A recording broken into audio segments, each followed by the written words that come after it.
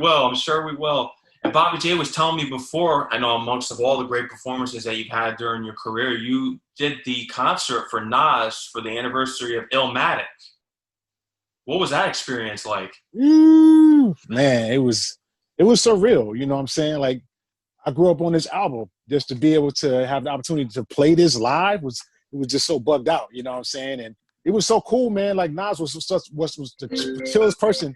He was so chill. You know what I'm saying? Like, just like how he is on the records. Like, he was real easygoing and chill, and it was a surreal moment. You know what I'm saying? To play this music that I grew up to, and it's an amazing experience. I'll never forget it. There was a couple things. I had a couple of challenges because it was my first time playing with an orchestra, which is a whole nother ball game. You know what I'm saying? Because you have the using the wand, and it's a whole timing thing, because it's like when you watch kung fu movies, the guy talks and there's a delay. You know what I'm saying? Yeah. Like, it's the same thing when you watching the conductor. He's moving it. It's like a delay. So and then we had some challenges too with the volumes, because the orchestra, the drums are just a loud instrument. Period. You put the microphones in the drums, they're gonna crush everything. So just trying to adjust with playing dynamically with the orchestra, that was a challenge. But overall, I'm thankful that I've done that. Shout out to Nasty Nas, you know what I'm saying, still out there doing this thing. And shout out to DJ Green Lantern, you know what I'm saying. Shout out to him as well. So it was a dope experience. Yep. Is Illmatic the greatest hip hop album of all time in your opinion? One of them. Where does it rank on your top list? Ooh. Wait, what's your top five? I want to know Daru's top five. Yeah, I want to know. Oh, yeah. Top five hip hop albums. Oh, yeah. That put me on the spot. Ooh, I got to pass on that question because I got to think about that one. But it's definitely, if not top 5, top 10 for sure, definitely. Mm-hmm. Yep. Tell me about working with Slum Village. Okay. Yeah, tell me about working with them. Yeah, that was an amazing experience, similar to like Nas, just being able to be on stage, playing things that I was a fan of. Same thing, I'll never forget. I actually got the opportunity at the time I was living in Pittsburgh, PA. And I'll never forget, I was in the scene, moving and shaking, making moves. And it was a band coming in town. They needed a drummer. I got the recommendation because I made a name for myself. And they were just like, yo, I got this kid Daru, he can learn your music at the last minute. You know what I'm saying? Not knowing the keyboardist was Slum Village music director, MD. That's what they call him, like MD, music director. And at that time, I think Slum, they were only using keyboards, and they had DJ Dez.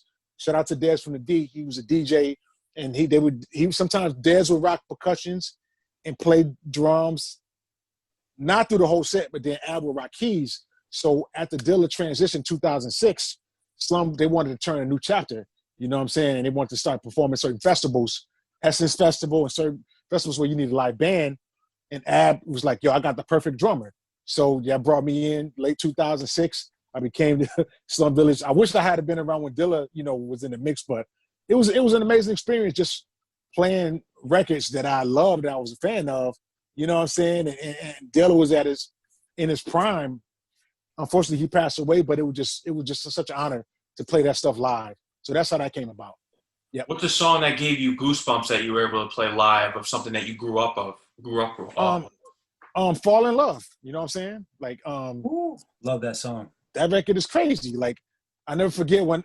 So the flip part about it is, even with Jay Dilla as a producer, I came in on the late side because he produced records that I didn't realize he was a composer. You know what I'm saying? Because when I got influenced to the East Coast producers like Premier and Pete Rock, I was all East Coast out. You know what I'm saying? But I never forget when I heard Stakes is High. Shout out to De La Soul. Yeah. I didn't even know Jay at the time. I think he was JD. You know what I'm saying? And he had produced several records. And I was like, yo, when I found out he was producer of those records, like Mad Skills was another record that I heard. And I realized he was the songs that I liked on Mass Hill's record. He was the producer. Same thing with Tribe. So it wasn't until later I was like, oh, that's the same. And he was from like my neck of the woods. You know what I'm saying? And, growing up in up north in Michigan, it was just like, yo, it was crazy. You know what I'm saying? So definitely to answer your question, Fall in Love was one of my favorite cuts, at least from that record. You know what I'm saying? That record was classic. You never got to meet Dilla, right? I saw him twice. I remember seeing him. I remember when Gangstar came out with the Owners, they were on tour with Floetry. Floetry had just came out, the female singer. Mm-hmm. It was Floetry, Gangstar, and Common. Electric Circus had just came out, and they were all on tour together. And then they came to Detroit to perform. And I'll never forget, they did The Ownerless, which is the track on Common. It was on Common's record, and it was on Slum Village record. They brought Dilla out. I saw him live, and I was like, yo, it was bugged out to see him live. And I saw him in another setting too, but I didn't get a chance to like shake his hand and all of that. Like, but I'm glad I got to see him live and see him the time that I did. Yeah. You've also worked with Pete Rock. What did you make of his new album with Camp Low? That joint is funky. You know what I'm saying? I got the first project I worked with Pete on. He had a project he did with Smoke DZA called "Don't Smoke Rock." I don't know if are you familiar with that record. What was that? It was that back in 2016. It might have been the end of 2017. Okay. Or you might be right. It might be 2016. Mm-hmm. Anyway, I'm really cool at the time. I think Fat Gary. Oh yeah. I don't know if y'all familiar with the shout out to Fat Gary. Shout out to Fat Gary. You know what I'm saying? He was a part of the Gangstar Foundation. You know what I'm saying? He used to manage DJ Premier, and I think he had started working with Pete Rock, and Pete was having problems, issues with clearing samples, and I think Gary might have recommended me. You know what I'm saying? Because I had a good relationship with Fat Gary, and he was like, "Yo, I got the perfect." And I had and my business manager that I was working with at the time, Daniel Evans. I think I got the recommendations, and they had to turn this record in quick. You know what I'm saying? It was like literally a month later, and people they know I just built a reputation of, being able to be like this workhorse and provide you with a service quickly. You know what I'm saying, on a return tip. So I got the recommendation from Gary, and he gave, and I've actually shared stage with Pete before some years back through a concert. We did a tribute concert or salute concert to him through a Revive the Live. We had played his catalog with the live band. I seen Pete, and then we also did the Noisemakers event with Peter Rosenberg. I don't know if you're familiar with that, but Peter Rosenberg had these events called Noisemakers, and basically he would take. It was like a talk show, and they held it at the 92 Whites Rebecca. They did one. The first one we did was Premiere, and they basically had two chairs on the stage. Premiere, and Peter Rosenberg would interview the whoever he was featuring. They had one for Pete Rock. I met him then, and they had the band that would perform music from the catalog. So I think Pete had been seeing, my name around. But anyway, the opportunity came, and I put together a band to recreate those samples live. I got the band called the Royal Pharaohs, which I'm a member of and the music director for. It was a band put together with half the musicians are from Nashville and half of the musicians were from New York. You know what I'm saying? And we toured with a guy by Jamie Liddell. And basically, I brought those guys in to come replay the samples. I made a representation, and me and Pete stayed in touch. And I think a part of my deal, it was for Pete to give me a verse and Smoke DZA to give me a verse. So I got to get those favors. But anyway, Pete wanted to start, I think they have this thing every year called Winter Jazz Festival that happens in New York.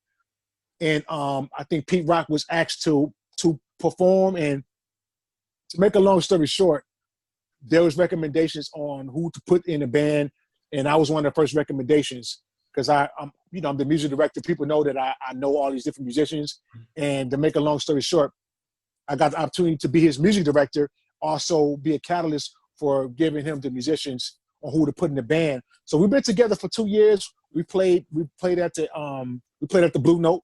You know what I'm saying? We also played Summer Stage, and now we're in the process of we finished his third installment of Peachstrumentals, which will come out soon. And basically, he had the band go back in the studio and we play the stuff live.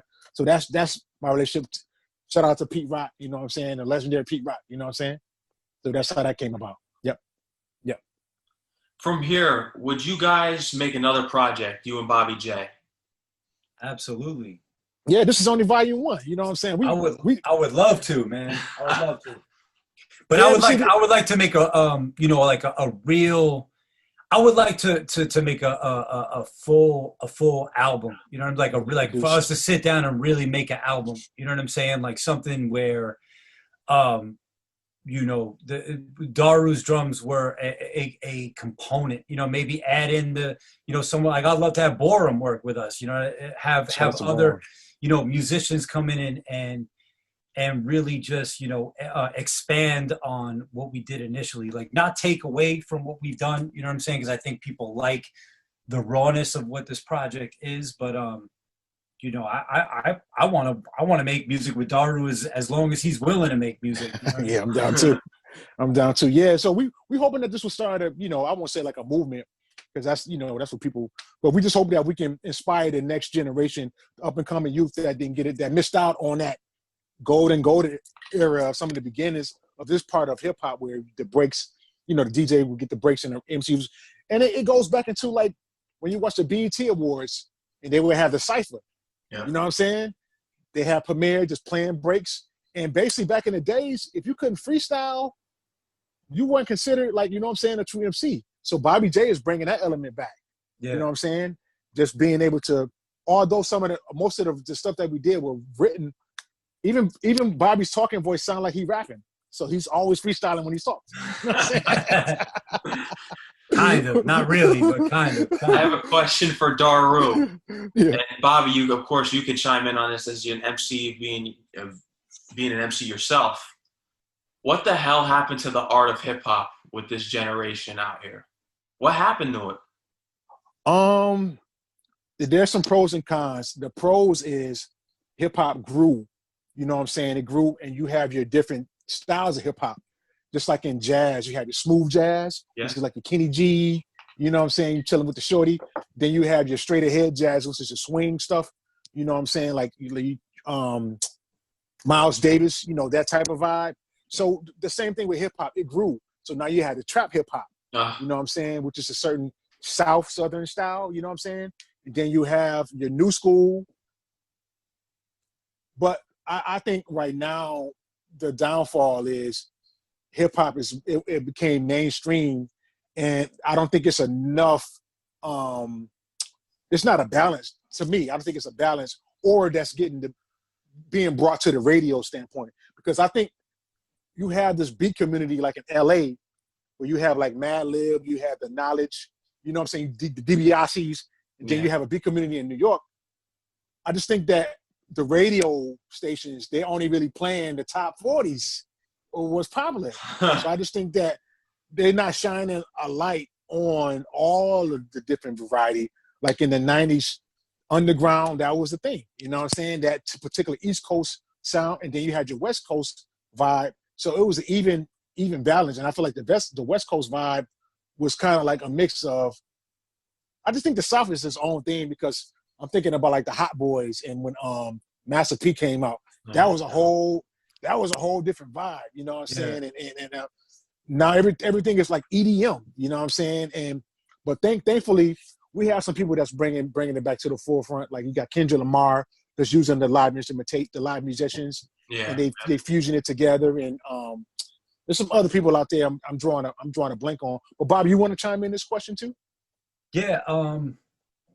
I look at it like, hip hop is always going to be, the pendulum's always going to shift in the way that young hip hop fans want it to go. And I'm never going to be the old man in his rocking chair saying that's not hip hop. You know what I'm saying? Because that's me.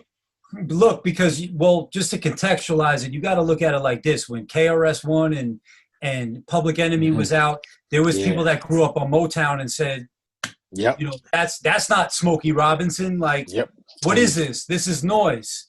And I don't ever want to be the guy that wags his finger at somebody that's trying to do something new. I look at it like, don't judge a fish for how it climbs a tree. You know, I make a particular brand of hip hop. You know what I'm saying? I grew up on the Nas and the Jay-Z's and the Big Puns and the Eminems and the Black Thoughts. And, you know, like I grew up on super lyrical rappers. So that's the type of stuff that inspired me. That's the type of music I make. And I feel like a lot of people make snap judgments about what I'm going to think about new stuff based on the type of music that I make. And honestly, am I a fan of certain artists? Like, am I a fan of all the new stuff? Do I know all the new artists that are out, and am I buying their records?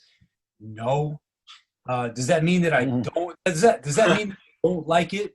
I don't really know. I mean, I don't know a lot.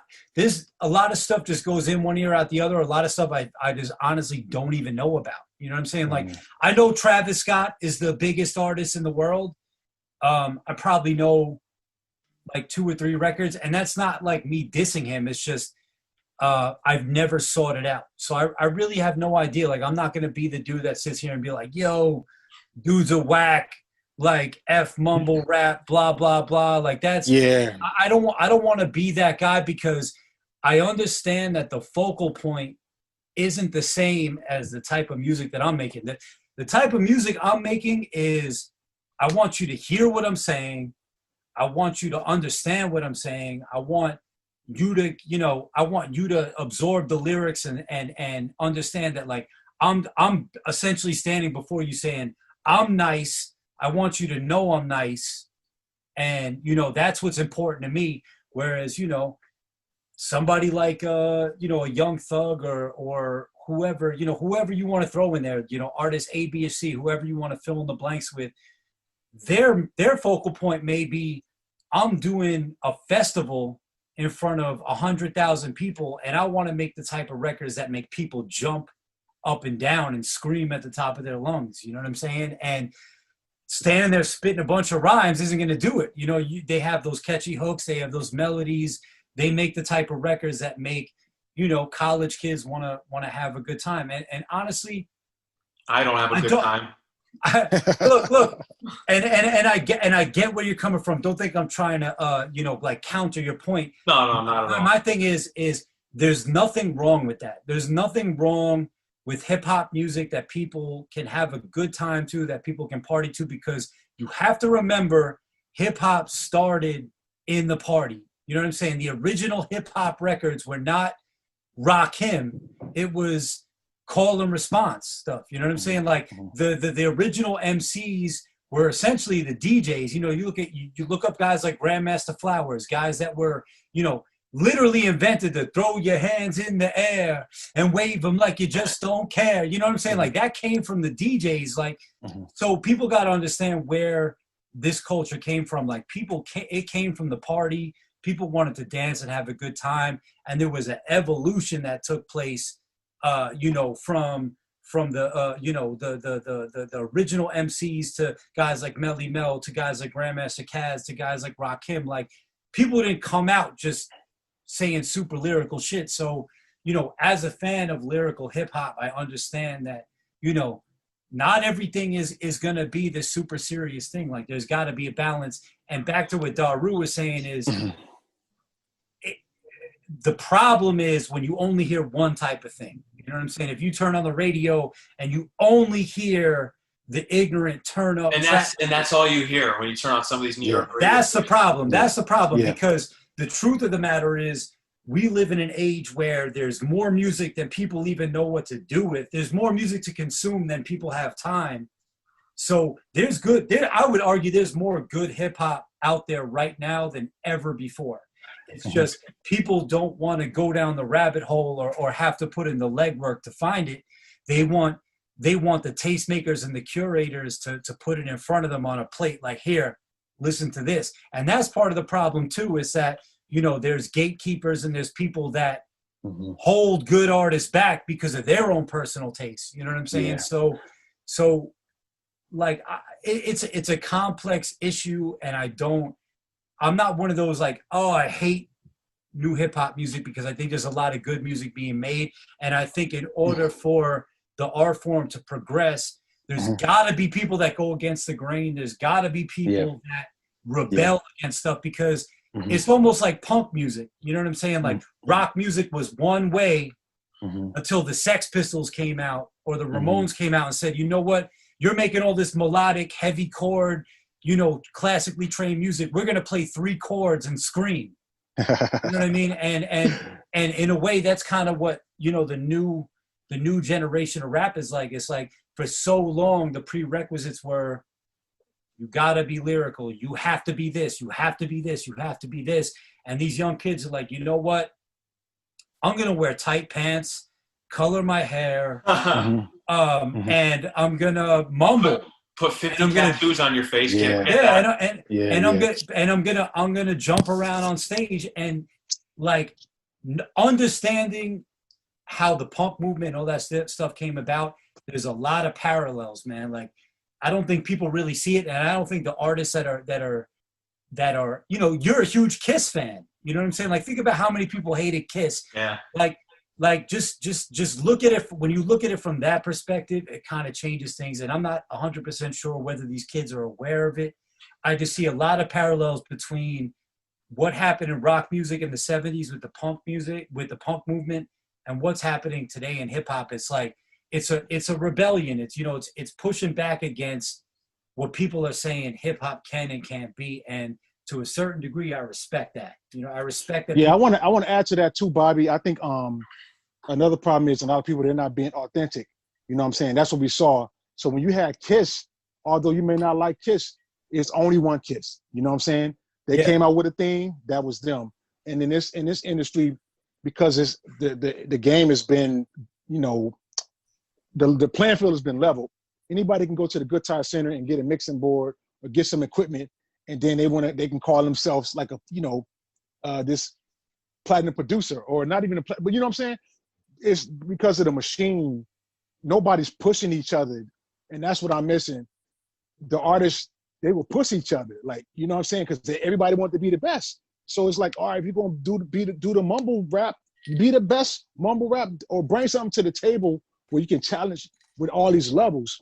So I think that's the downside. People, they just see this one person, what works for them, and they're like, I can do the same thing. I can put on that. I can get some change. You know what I'm saying? They can. That's the messed up part is they can. You know what I mean? Like, the barrier to entry is not what it was. You know, and I'm young. Like, it's not what it was when I was 14 or 15 years old. You know, when I was 14, 15 years old, I was just trying to get in a recording studio, you know, to cut demos and shit like that. Like, now a kid has a laptop, a little you know, M-Box or whatever hooked up to a microphone, and you could basically make a song that will sound good enough. You know what I mean? Like, you can make it in your room and then you upload it onto SoundCloud or whatever, and you put it out there, and you could potentially be the next, you know, Lil Nas X or whatever, you know, and that's a reality, you know, like a kid can hear something and be like, hey, I could do that, and they can, you know, because and I get what you're saying. I know you don't like that type of stuff, and I don't like that type of stuff. I don't like that it's been diluted to a point where any idiot can make a song, and if they act crazy enough on social media or they make a big enough fool of themselves, you know, the game is about attention now. So if you can get enough attention on yourself, you could put a record out. And that's where it's messed up. It's become more about the theatrics and the spectacle as opposed to the music. But I think, honestly, there is a time limit on this. I don't know if the popularity contest is gonna last forever. Maybe it'll evolve into something else. I don't really know, but you know, at the end of the day, the serious musicians and the people that take their art, you know, seriously, are the ones that have staying power. That's how I've always looked at it. Totally. Yeah. Totally. Yeah. What's crazy to me is that I've interviewed some trap artists and drill artists over this whole coronavirus quarantine pandemic, and I've asked some of these guys, you know, who are some of your favorite artists? They'll name 90s artists, and they're from New York, and they sound nothing like it. They sound like down south. It just blows my mind. Well, that goes back to what we were saying before, man. It's like, You trying to keep the lights on. yeah, like we live in rap has been homogenized to a point that it's like, you know, and I hate being like, oh, back in my day, and Daru can co-sign this. It's like when I was even when I was in high school, you know, I could tell when a record was a New York record. I could tell when a record was a down south record. I could tell when something was from the West Coast or the Midwest. You know, I could tell when, oh, Primo made that. Oh, the Neptunes did that. Oh, Timbaland made that. You know what I'm saying? Like there was a signature and a, you know, there was you just knew when certain producers did stuff, there was an identity to the beats and an identity to the producers that literally does not exist anymore. Like you play me 10 beats, I don't know if I could eat. It sounds like a run-on sentence, man. Like I don't know if I can tell you, you know, maybe somebody like a Mike Will or whatever. You know, there's certain top level producers that I could be like, all right, you know, he did that. But as far as just the identity, you know, having your own style, that's out the window. And I think a lot of these kids are like, you know what? Radio's not going to play a record if I stay true to my East Coast roots or my East Coast identity. So I'm going to make what's popping right now. And I don't think a lot of people realize that there's an expiration date on that, you know, because music really changes like every 5 years, man. Like, you know, what's hot right now is not going to be what's hot 5 years from now. And I always respected artists that take risks and be the change that they want to see or change the game. Like they bring something new to the table. You know what I mean? They become the artist that people end up copying. You know, I respect the artists that do something and it sets a new standard, and then all the other people try to catch up to what he's doing. You know what I'm saying? So, you know, I just and I feel like that's an ethos that I carry myself. I feel like that's something Daru does. I feel like that's part of why we click so much. It's like, forget what everybody else is doing. Dare to be different. You know, stick to your guns. Don't try to follow, you know, something just because it's hot and that's what people tell you they want to hear.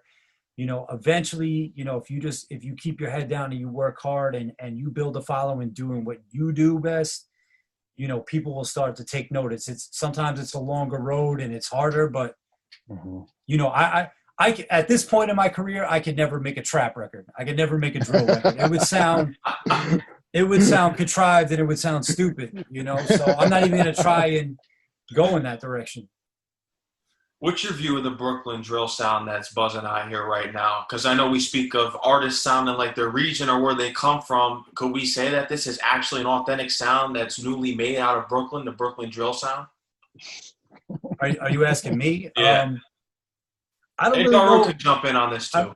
Look, I don't really know a lot about it beyond like Pop Smoke and, you know, the people that run with him. I have no idea. Yeah, like I don't want to, like, that's the thing. Like, I don't want to speak on something like I really don't know a lot about it. You know, I know Pop Smoke. I know people call it Brooklyn drill. You know, and from what I understand, you know, drill originated in Chicago. That's, you know, like Chief Keef and those guys. It's like, that's like Chicago street music, which in my opinion was their version of trap music. You know what I'm saying? Like it was kind of like an extension of what was going on down south. So, you know, the lineage of it, I sort of get. Look, I think it's cool. If any young kids are taking nothing and making it something, you know what I mean? Like I'm not gonna hate on it. I think it's cool. I love, you know, rest in peace to Pop Smoke. You know, I think if they got a movement and people love it, that's great. You know, well, for me, I just tune it out. You know what I'm saying? It's like watching TV. You know what I'm saying? I'm not turn the channel.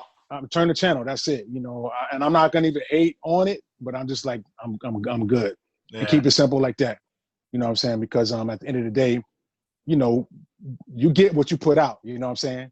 But I think there is still a way to have an opinion, but not be so constructive where you know, downplay it so heavy where it's just like it becomes a hate thing, you know what I'm saying? But I just turn the next channel. You know what I'm saying? I know what I like, and but at the same time, by me being a genre bending drummer in my career, I had to, sometimes I've gotten pop gigs, but I would just make them the funkiest pop gig that you're going to hear.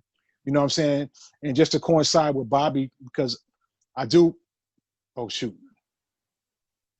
There you go. 10%. That my phone is about to die, about to cut off.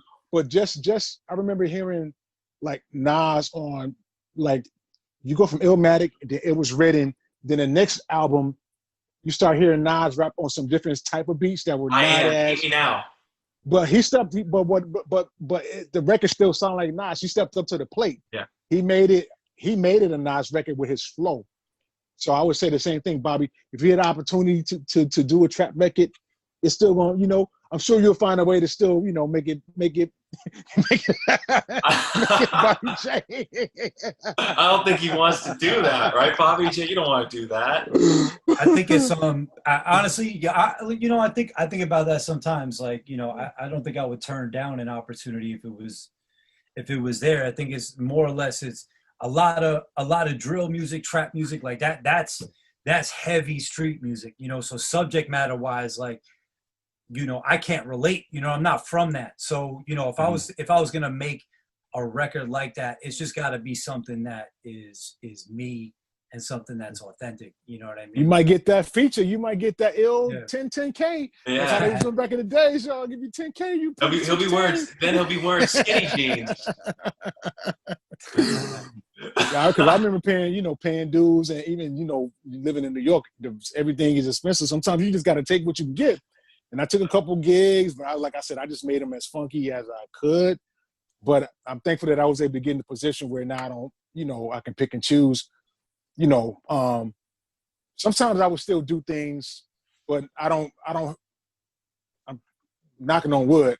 I'm grateful that I paid those dues, and I'm still paying dues on other levels, but I'm thankful that I don't have to take a pop gig and do I won't even call no names, but do those gigs just because I need the bread. You know what I'm saying? Like, chill. Because I think integrity at the end of the day and what you want to have your brand associated with, it's very important. It's very important because it can come back and haunt you. Exactly. You know what I'm saying? Yeah, and a lot of people has been haunted because they've crossed over and they can't get back. And they lost they lost their whole, you know, their whole steez. So yep. I don't know. Says we have 3 minutes left. I want you guys to get everything out onto the show, everything out in the airwaves that you want people to know about the project and anything you guys have coming up. So so shout out to Fat Beats. Y'all know who Fat Beats is. They've been around for a long time. They distribute the album that's out right now. You can get it both clean and explicit version. We have the links, and also follow Bobby J, Daru Jones social pages that we have. Bobby, you want to add something to this? Yeah, I mean, follow at Bobby J, Daru Jones. Follow Bobby J from Rockaway. Follow at Daru Jones. You know, we got some more visuals coming from this album. You know, we have some other viral promotions that we're gonna do that are in the works. So just stay tuned, man. We got more content coming out, but yeah, the documentary One Mic and Drum is out right now. That's on Fat Beats.